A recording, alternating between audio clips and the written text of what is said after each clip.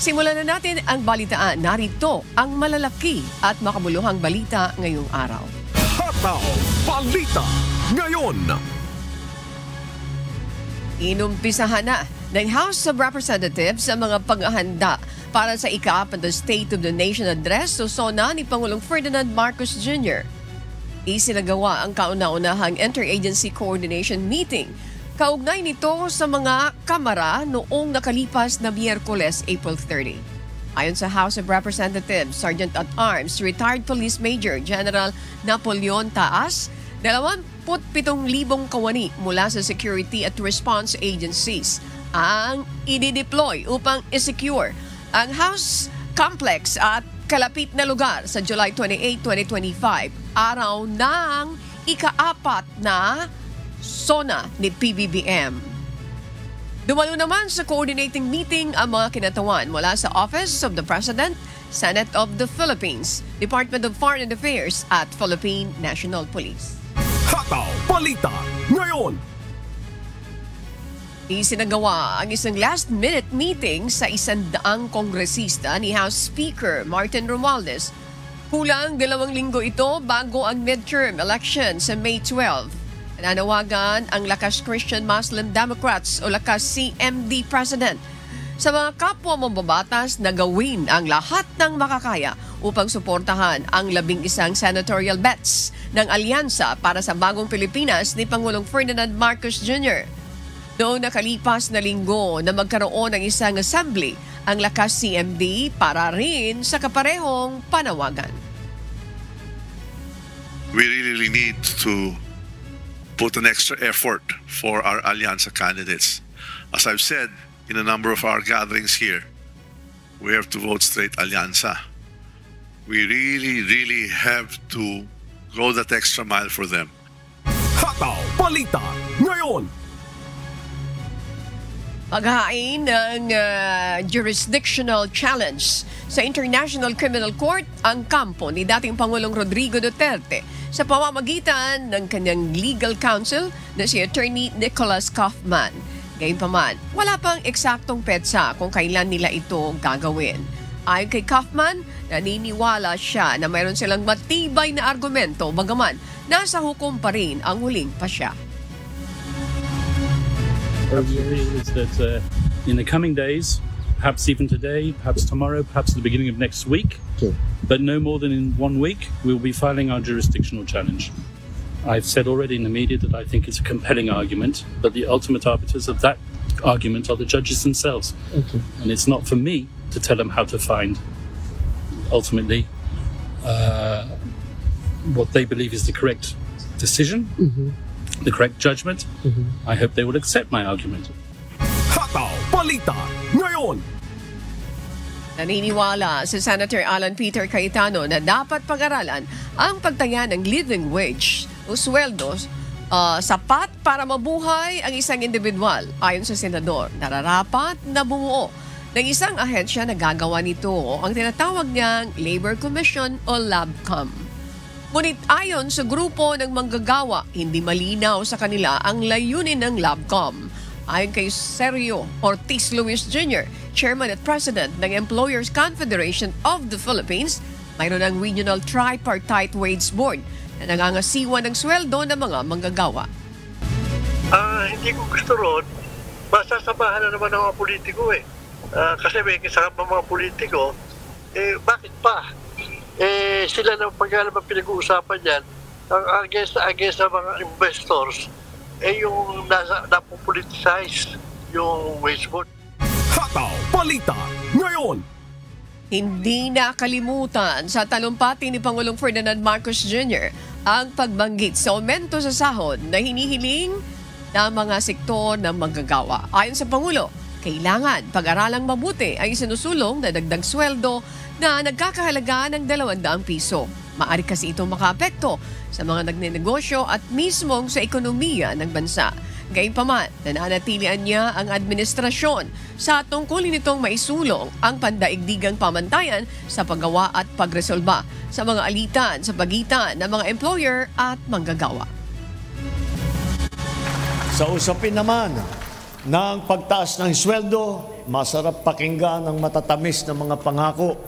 Ngunit ang mga ito ay may epekto sa paglago ng negosyo, trabaho at ekonomiya. Kaya't kailangan na pag-aralan natin ng mabuti. We hear the call of our workers for better wages and assure you that your concerns are being addressed through the regional tripartite wages and productivity boards. The government stands firm in its commitment to protecting and advancing workers' welfare while promoting inclusive economic development. Hataw Balita ngayon. Naniniwala ang Department of Migrant Worker na isang paraan ang ginagawang jobs fair ng pamahalaan para makaiwas sa illegal recruiter ang mga Pilipino, lalo na ang mga nagnanais makapagtrabaho sa ibang bansa. Ayon sa ahensya, madalas na napapahamak ang mga kababayan natin sa ibang bansa dahil sa illegal na job application. Kaya naman, payo ng DMW sa pamamagitan ng Secretary Hans Leo Capdac, mas maigi na sa mga lehitimong ahensya ng gobyerno gaya ng DMW upang makatiyak na tama ang prosesong pinagdadaanan ng isang aplikante. Sa illegal recruitment, walang kararatnan, kundi kapahamakan, uncertainty sa mga jobs, sa mga kontrata na below standard, sa mga employers na hindi gagalangin ang inyong karapatan. Hataw Balita ngayon. Tiniyak ng Commission on Elections na makaboboto ng maayos ang mga residenteng nasa evacuation centers kasunod ng pagputok ng Bulkang Canlaon. Ayon kay COMELEC Chairman George Erwin Garcia, walang election postponement dahil naghanda na sila ng makeshift voting center sakaling mag-alborotong muli ang bulkan at itaas ang alert level sa pasilidad o paligid nito. Lumagda din ng kasunduan ng COMELEC sa Office of Civil Defense para sa paglalatag ng contingency plan, kabilang ang paglalagay ng incident command posts, rescue at evacuation para sa kaligtasan ng mga residente. At all costs, walang failure of election, walang postponement of election, wala po tayong gagawin na idideklara na resetting ng election. Dapat at all costs, lahat makaboto sa Mayo 12. Kahit magkaroon tayo ng mga kalamidad, hindi po pwedeng yan ay maantala dahil ang boto ng bawat isang mamamayan ay napakahalaga. Hataw Balita ngayon. Nagsagawa kahapon ng voter education ang Commission on Election para sa mangyayaring proseso ng pagboto sa darating na halalan. Partikular dito ang paggamit ng bagong automated counting machines o ACM. Ipinagamit ng COMELEC sa ilang botante ang test ballot, ngunit hindi totoong pangalan ang inilagay sa balota. Ayon sa nakasubok, madaling gamitin ang makina at nakikita nila mismo sa screen ng ACM ang pangalan ng kanilang mga ibinoto kahit na ipasok na sa makina ang balota. Mas okay ngayon sir kasi makikita mo yung binoboto mo sa screen. Alam mo na yun talaga ang binoboto mo. Mas nami niya subong boto kay siyempre makita mo gid sa personal bala ang imo yang ginsulat dira sa papel. Hataw Balita ngayon. Nasa 18 milyong graduates ng high school ang hindi functionally literate ayon sa Philippine Statistics Authority. Ayon kay PSA Assistant National Statistician Adrian Zerezo, ang kahulugan ng functional literate ay isang individual na marunong magbasa, magsulat, mag-compute at umunawa. Para sa Alliance of Concerned Teachers o ACTS, ito ay malinaw na salamin ng matagal ng krisis sa edukasyon sa bansa.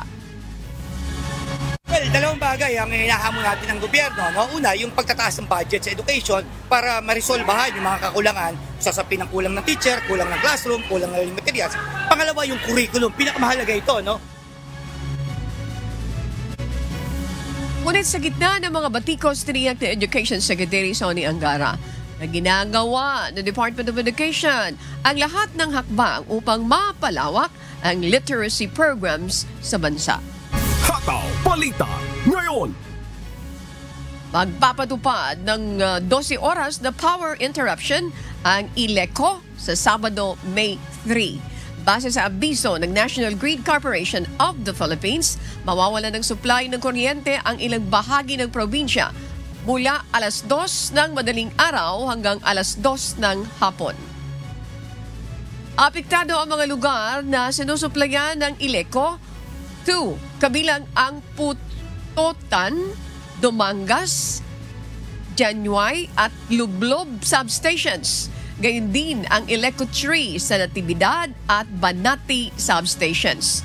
Ang power interruption ay upang bigyan daan ang preventive maintenance activities.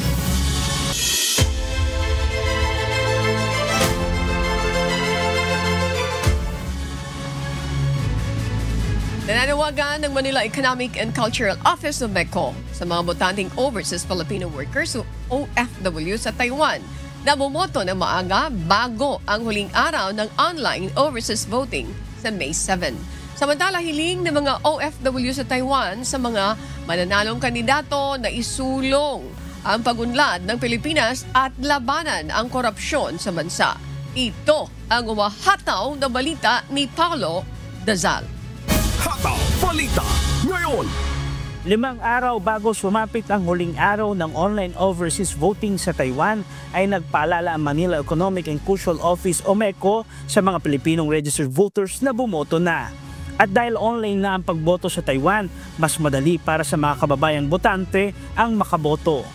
They have to be sure that they are a registered voter on site and they have to check with the certified list of overseas voters. Then enroll during the period March 20 to May 7. Then at any time between April 13 and May 12 up to 7 p.m. they can vote online. Anywhere and wherever they are. Yeah. And it's 24/7. Ayon kay Atty. Cesar Chavez Jr., Director ng Migrant Workers Office o MWO sa Taipei, hindi dapat maniwala sa mga disinformation na kumakalat upang pigilan ang ating mga kababayang bumoto. Marami talaga yan, disinformation or talagang curious lang sila because this is the first time. Kaya ito ginawa ng ating gobyerno, ng ating COMELEC. Kasi noon, ang reklamo ng karamihang kababayan natin, very inconvenient sa kanila para bumoto kasi nasa malayong lugar sila, pupunta sila sa embassy. Ayon pa kay Chavez, ginagawa umano ng COMELEC ang lahat ng paraan para maging patas ang eleksyon at magkaroon ng check-in balance. Samantala, ilan sa ating mga kababayan ang dumagsa sa tanggapan ng MECO upang bumoto online. Ayon sa ilan nating mga kababayan, umaasa silang matutulungan ng mga bagong mahahalal na opisyal ang pag-unlad ng Pilipinas at wakasan ang korupsyon. Sana po makatulong sila sa pag-unlad ng Pilipinas at sana mas matutukan nila kung ano ba talaga yung unang-unang problema ng Pilipinas. Bakit mas madami yung naghihirap ng mga Pilipino? Siyempre, alam naman po natin yung nangyayari ngayon na maraming corruption. Sana po yung susunod na mauupo ng mga senador ay labanan nila ang corruption sa Pilipinas. Kasabay ng pagtatapos ng eleksyon sa Pilipinas sa May 12, ang pagtatapos ng overseas online voting sa Taiwan. Para sa mga karagdagang impormasyon, maaari naman makipag-ugnayan sa official Facebook page ng MECO Office sa Taiwan. Paulo Dazal, humahataw sa balita ngayon. Hataw Balita ngayon. At para naman sa mga balita sa iba't ibang panig ng mundo, narito ang ating global correspondent na si Marie Jo Valeriano mula sa Singapore.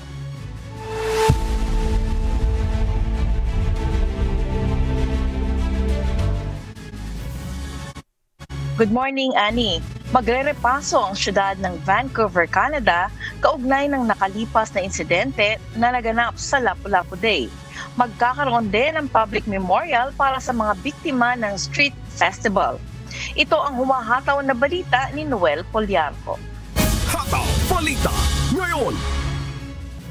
Sinimulan na ng lungsod ng Vancouver ang isang komprehensibong internal review kaugnay ng malagim na insidenteng naganap sa selebrasyon ng Lapu-Lapu Day kung saan 11 ang nasawi at marami ang nasaktan. Ayon kay Mayor Ken Sim, tatalakayin sa isang nasabing review ang mga issue na may kaugnayan sa pagproseso ng permit, kaligtasan sa lugar ng pagtitipon, pagpaplano at emergency response. Inaasahang ilalabas ang opisyal na ulat sa loob ng susunod na 2 linggo. Ayon pa sa alkalde, ang ulat ay maglalaman din ng mga rekomendasyon para sa mas ligtas na pagsasagawa ng mga festival sa hinaharap, pati na rin ang mga karagdagang hakbang upang mapanatili ang seguridad ng publiko. Hinimok din ni Mayor Sim ang pamahalaang panlalawigan ng British Columbia na dagdagan ang mga serbisyong may kinalaman sa mental health, lalo na sa mga komunidad na nangangailangan ng agarang tulong. Natukoy sa investigasyon na may krisis sa kalusugang pangkaisipan ang suspect sa nasabing insidente. Bagaman siya ay nasa ilalim ng pangangalaga ng isang mental health care team, natuklasang naka-extended leave ang mga pangunahing kasapi nito. Binigyan diin ng alkalde na ang krisis sa mental health ay hindi lamang usaping medikal kundi isa ring issue ng pampublikong kaligtasan. Aniya, kailangang magkaroon ng mas mahigpit at sapilitang gamutan para sa mga individual na dumaranas ng matinding krisis sa pag-iisip, lalo na kung may banta sa kanilang sarili o sa ibang tao. Binigyang diin din ng alkalde na nais niyang masiguro na ligtas ang mga taga Vancouver, lalo na ang Filipino community. Samantala, nakatakda ring isagawa ang isang public memorial para sa mga biktima ng insidente sa loob ng susunod na 2 linggo. Noel Poliarco, humahataw sa balita ngayon. Hataw Balita ngayon. Namatay ang 4 na tao sa Pennsylvania matapos humampas ang ilang matitinding bagyo noong Martes ng gabi. Ito ang humahataw na balita ni Abby Valdez. Hataw Balita ngayon. Isang malawak at mapaminsalang thunderstorm wind event ang tumama mula silangang bahagi ng Indiana hanggang gitnang Pennsylvania na nagdulot ng pagkasawi ng 4 na katao noong Martes ng hapon. Kabilang sa mga nasawi ang isang pasahero sa Franklin Township matapos matumba ang isang puno at bumagsak sa kotse. Kabilang din ang isang 22 taong gulang na lalaki sa State College na nakuryente mula sa live wire na napatid ng bagyo. Dala ng mga bagyo ang 100 miles per hour na bugso ng hangin sa Texas at 90 miles per hour naman sa Missouri, habang 4 ang kumpirmadong tornado sa tumama sa Oklahoma at Missouri na bumunot ng malalaking puno at sumira sa mga gusali ang bubong ng kabahayan. Dahil dito, higit sa 700 biyahe ng eroplano ang nakansila sa US, lalo na sa 2 paliparan sa Dallas. Sa Pennsylvania, higit sa 300,000 na sambahayan na nawalan ng kuryente noong Miyerkules ng hapon.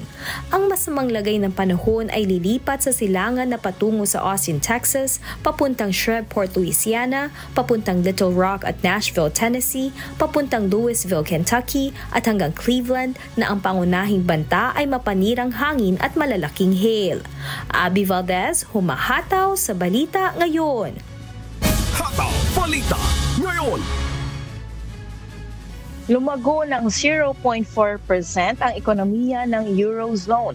Ngunit agad din itong maapektuhan ng mga taripang ipinataw ni US President Donald Trump.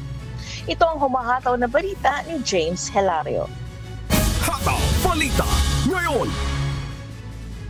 Lumago ng 0.4% ang ekonomiya ng Eurozone sa unang kwarto ng 2025, mas mataas kumpara sa 0.2% noong huling bahagi ng 2024. Batay ito sa opisyal na datos na inilabas ngayong Miyerkules, Abril 30. Ngunit naapektuhan agad ang positibong simula ng taon dahil sa muling pagpataw ni US President Donald Trump ng mga taripa laban sa European Union, kabilang ang 20% buwis sa mga inaangkat na produkto mula Europa. Dahil dito, bumaba ang kumpiyansa ng mga negosyo at mamimili.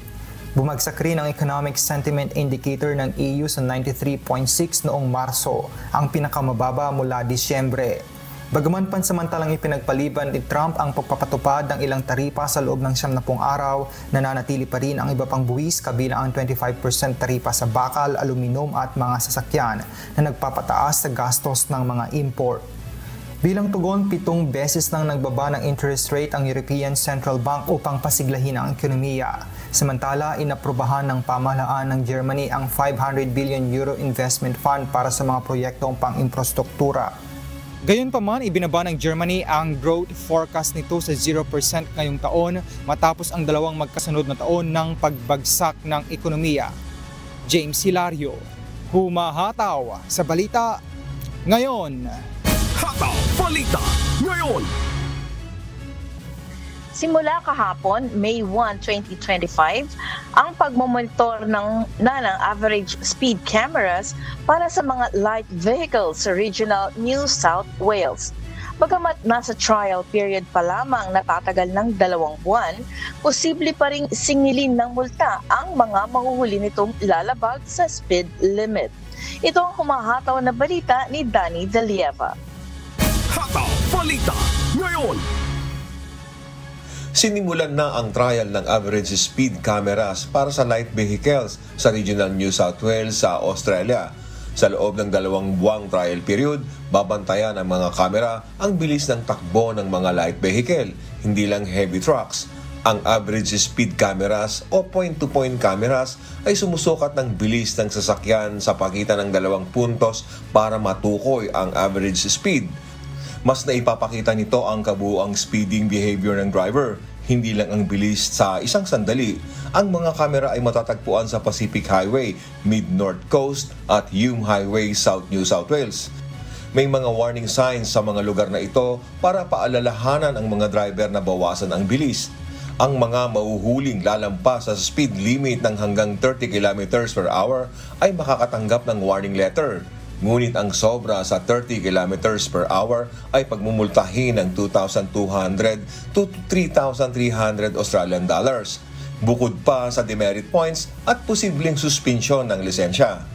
Ayon kay Roads Minister John Graham, speeding ang pangunahing sanhi ng mga fatal crashes kung saan 6 ang namatay at higit 30 ang nasaktan mula 2018 hanggang 2022 sa trial location.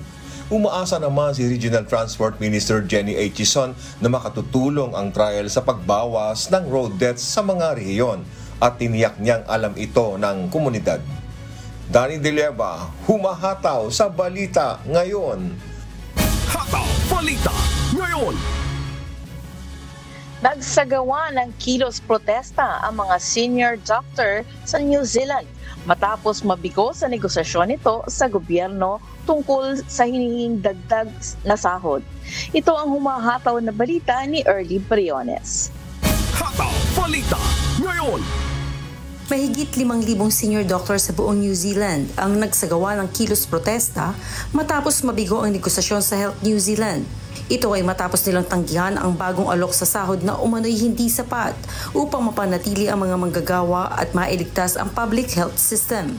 Ayon sa Health NZ, ang alok ay magtataas sana ng base salary mula $8,093 o $267,635 sa peso hanggang sa $30,000 o $992,100 depende sa experience.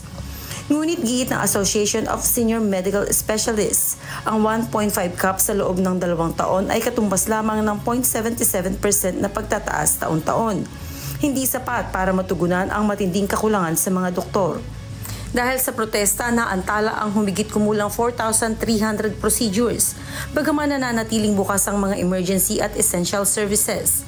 Sa kabila ng abala, maraming pasyente ang nagpahayag ng suporta.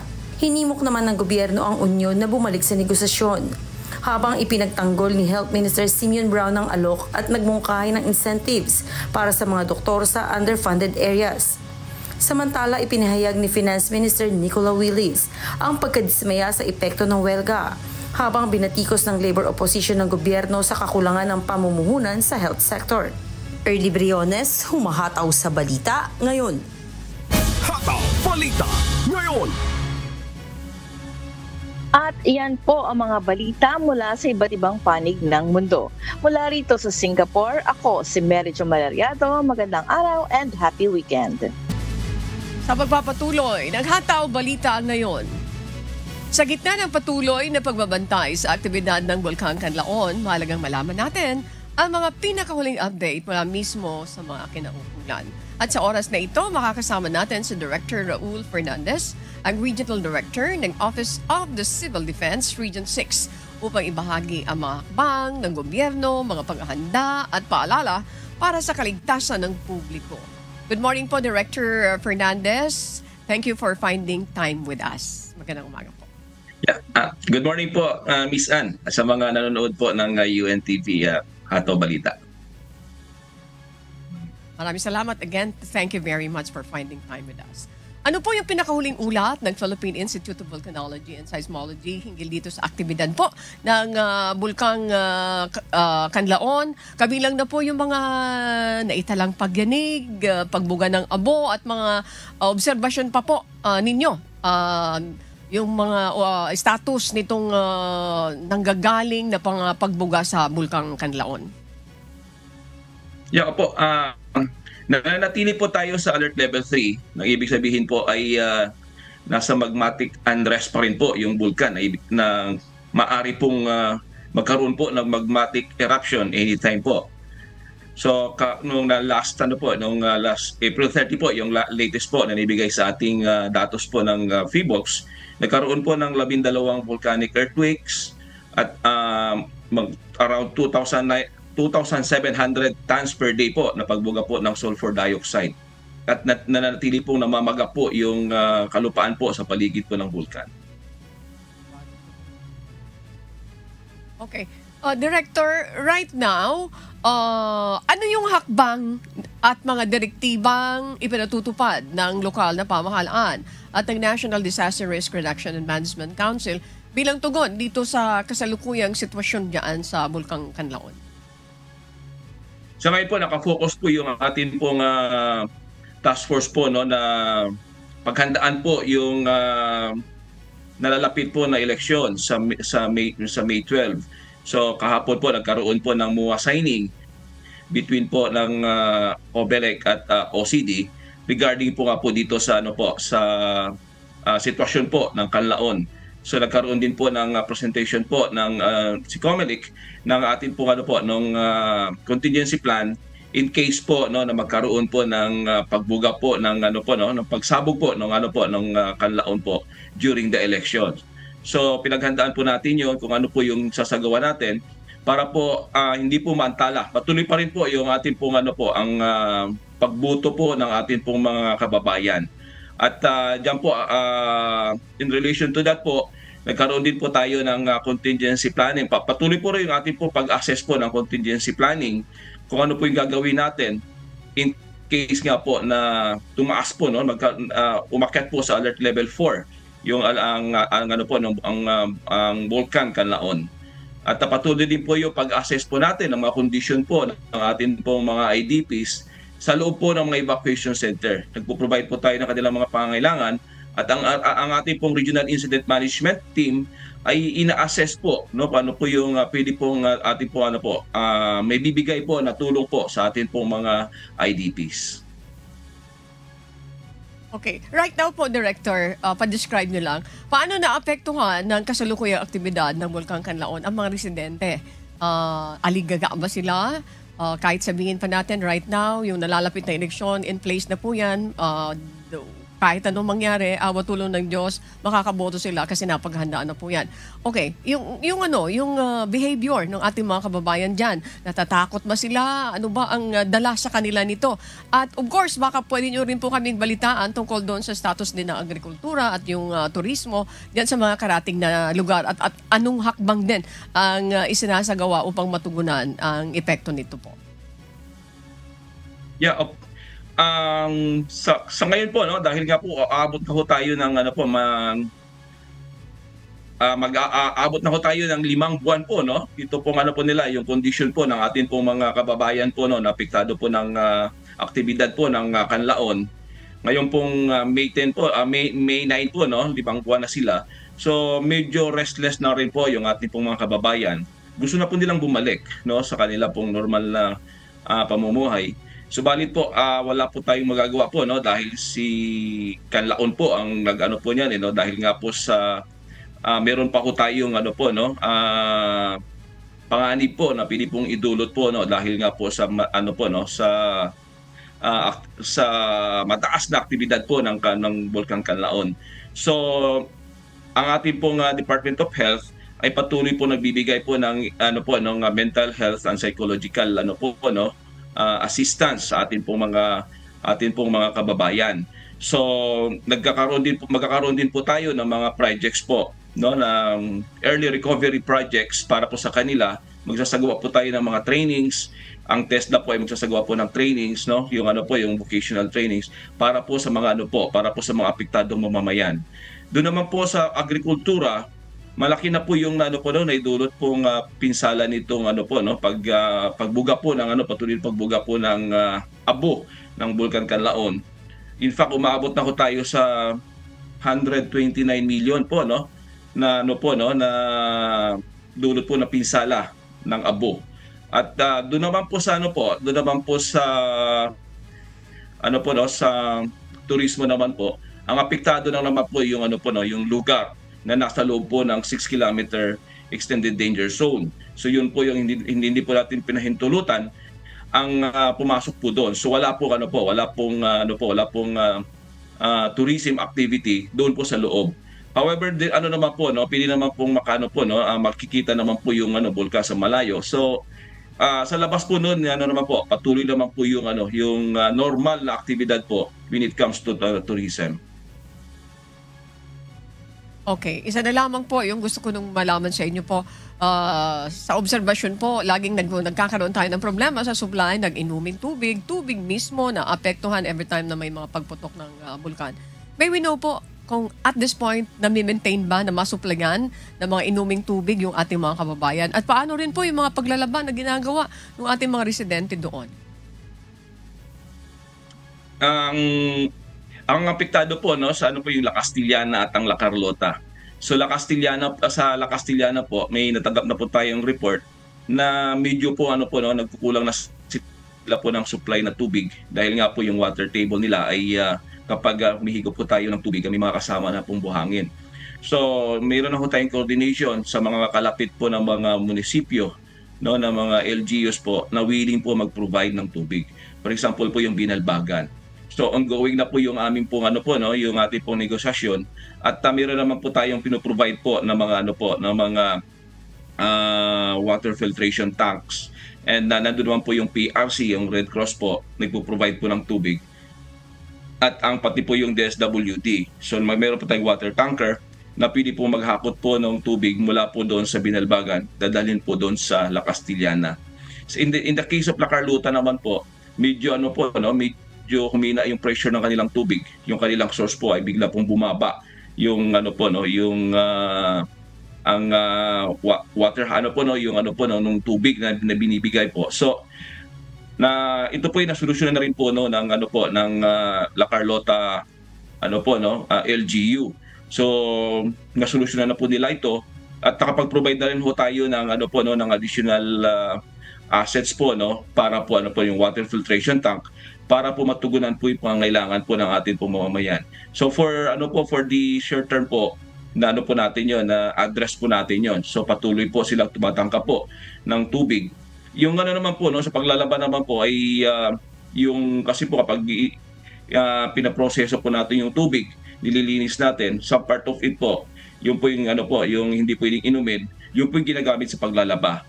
So sa ngayon po na-address po natin yan, yung tungkol po dyan, at titinan rin po natin paano po natin masusolusyonan yan in the long term po. Okay, thank you for that. Okay, at this point po, Director, baka mayroon po ba kayong mga mensahe sa ating mga kababayan dyan? Nasa inyo po muli ang pagkakataon. Yeah, muli po, namin po pinapaalalahanan po ang ating mga kababayan po na lalo-lalo po yung apektado po ng ng aktibidad po ng Kanlaon. Hold on lang po kasi umabot na tayo ng 5 months. Ang ating pong pamahalaan po ay hindi naman po ipapabaya. In fact, ang ating pong Pangulo ay nag-organisa na po ng National Task Force on Kanlaon. At ito po ay magkakaroon na po sila ng meeting po ngayon pong May 8 para po balangkasin at pag-aralan po kung paano po natin matutugunan po yung kung paano po natin masusolusyonan. So ito po yung titingnan po natin ngayon, yung paggagawa po ng permanent relocation na site po, no, para po hindi na ho kayo po diyan sa mga evacuation center. So hold on lang po at patuloy pong maging vigilant, maging handa po kung sakaling naman na umakyat siya ng alert level 4. So po natin susunod lang po tayo sa mga payo po at mga lituntunin po ng ating po mga otoridad para po sa ating pong kaligtasan yan. At para naman po tayo ay mapanatili pong nasa safe na na kalagayan. So maraming salamat po muli. Thank you so much, Director Raul Fernandez, ang Regional Director ng Office of the Civil Defense Region 6. Again, thank you for finding time with us. Thank you very much din po, Ms. Ann.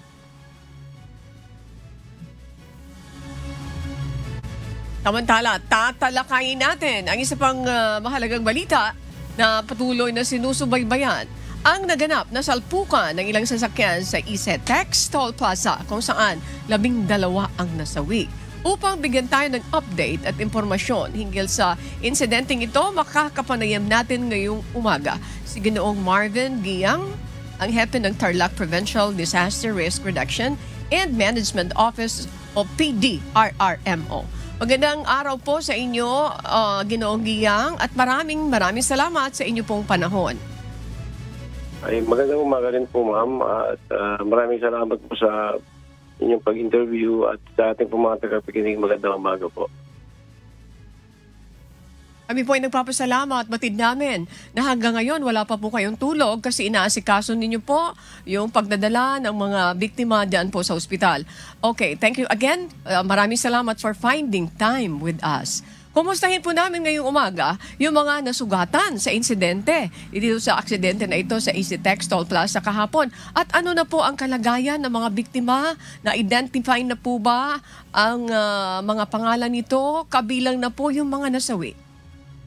Yes, ma'am. Opo. Out of 30 po na nagkaroon po ng mga nagsustain ng minor injuries po kahapon dun sa insidente, po? 3 na lang po as of this time yung nasa ospital dahil po kailangan lang pong maobserbahan bago po i-release ng ating Tarlac Provincial Hospital Management.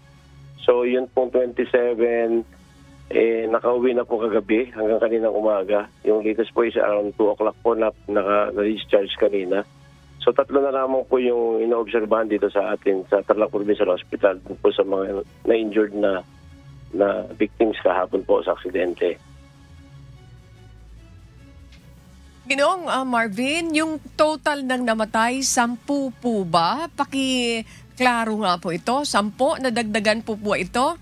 May balita kasi kagabi na may 2 pa na nadagdag.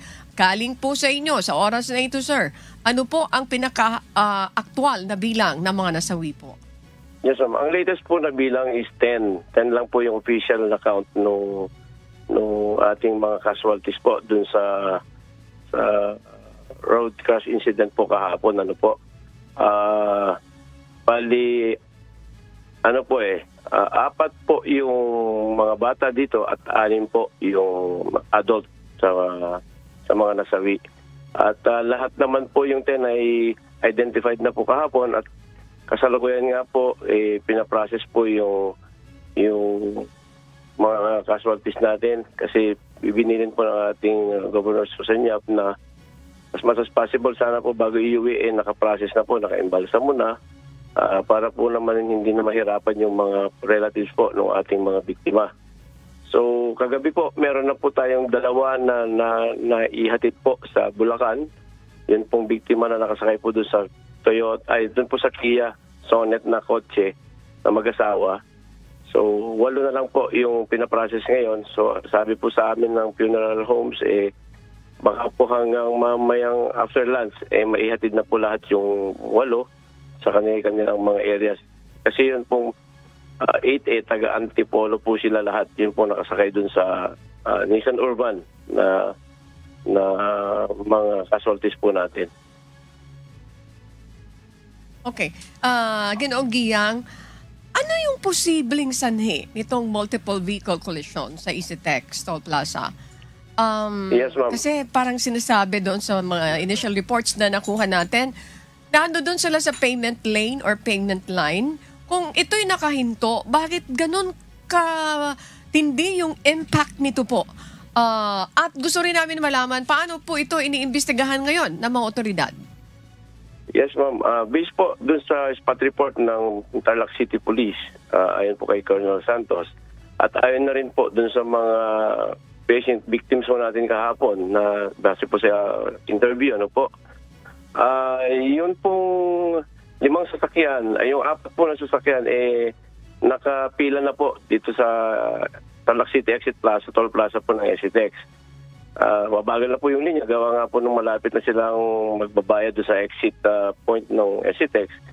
So bigla na lamang pong dumaragas ang mabilis po yung dating ng bus natin na siya pong bumangga sa likuran po nung Nissan Urban, na kung saan dun po yung 8 casualty natin kahapon, ma'am.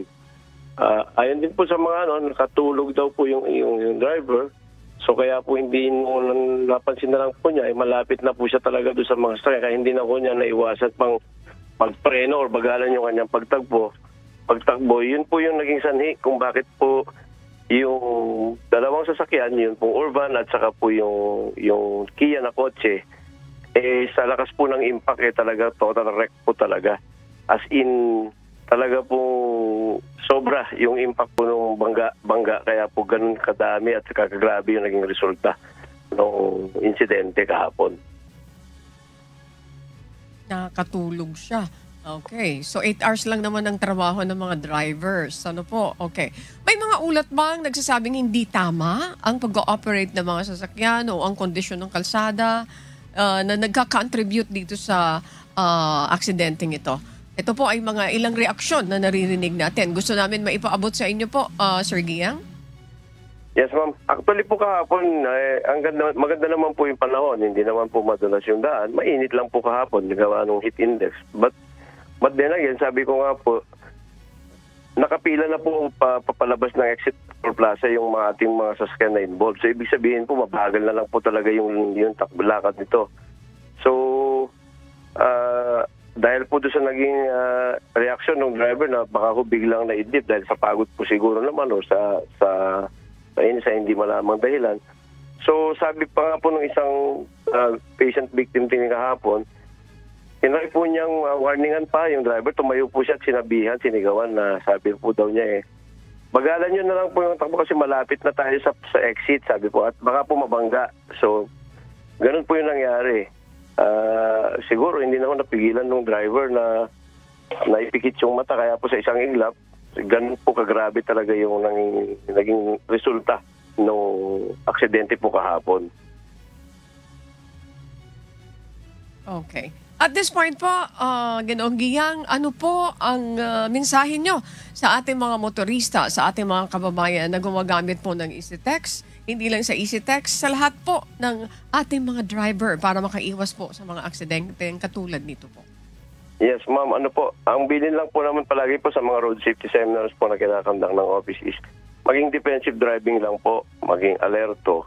At kung po pwede po, kung tayo ay may pagod, puyat, or nakainom, itabi na muna natin yung ating sasakyan at magpahinga ng konti bago tayo magbiyahe. Kasi isang pikit mata lang po talaga kagaya po nung kahapon, 10 buhay po yung nasayang at nawala sa ganun lang po klaseng dahilan. So, doble ingat lang po sa pagmamaneho. So, Michael? Okay. Maraming salamat, Ginoong Marvin Giyang, ang hepe po ng Tarlac Provincial Disaster Risk Reduction and Management Office of PDRRMO. Ingatan nawa po kayo. Maraming salamat po.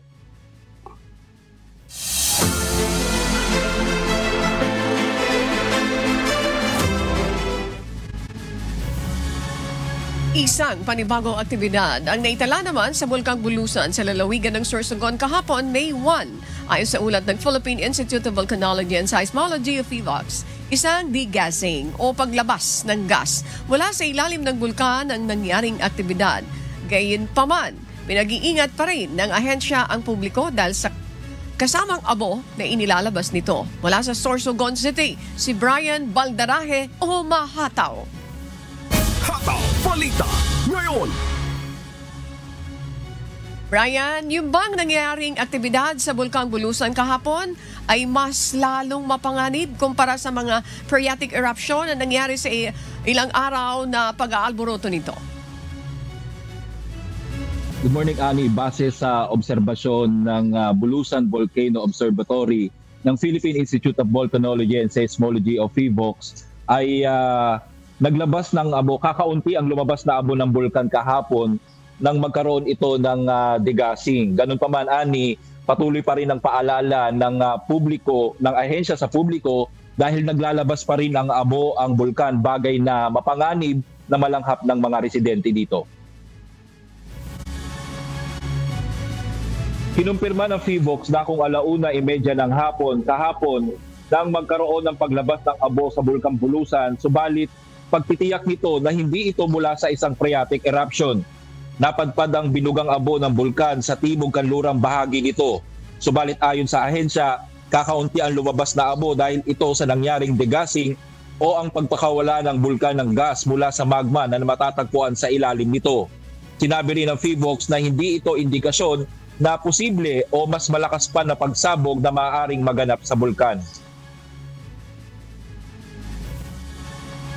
Term na wala pong naganap na phreatic eruption. So ngayon po, hindi natin kasi masasabi po directly na maaari pong magkaroon ng mas malakas pa na phreatic eruption. Kasunod po sa nangyari po degassing activity. Ang degassing activity na nangyari po ay madalas po na nakikita sa isang alert level 1 na vulkan. Sabayan lamang ng mga abo, kaya po nagkaroon ng tigas. Samantala, Ani, sa kabila ng patuloy na ipinapakitang aktibidad sa bulkan, hindi na napigilan pang magsipag-uwian ang mga evacuee.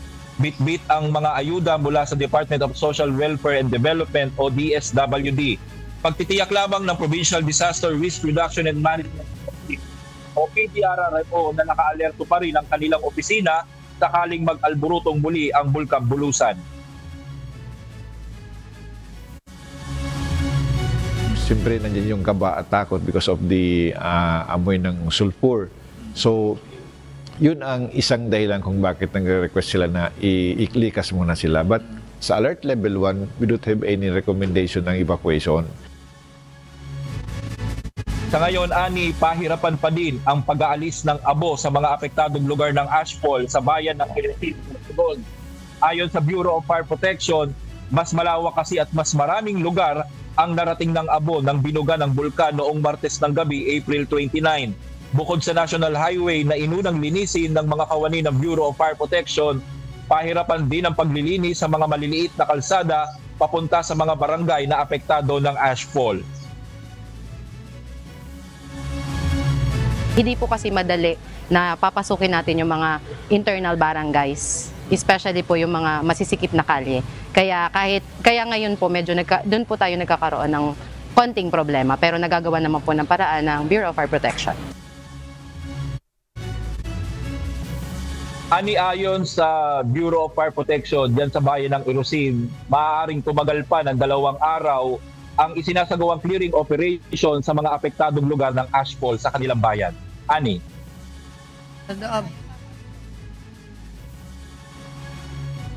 Okay. Brian, maraming salamat.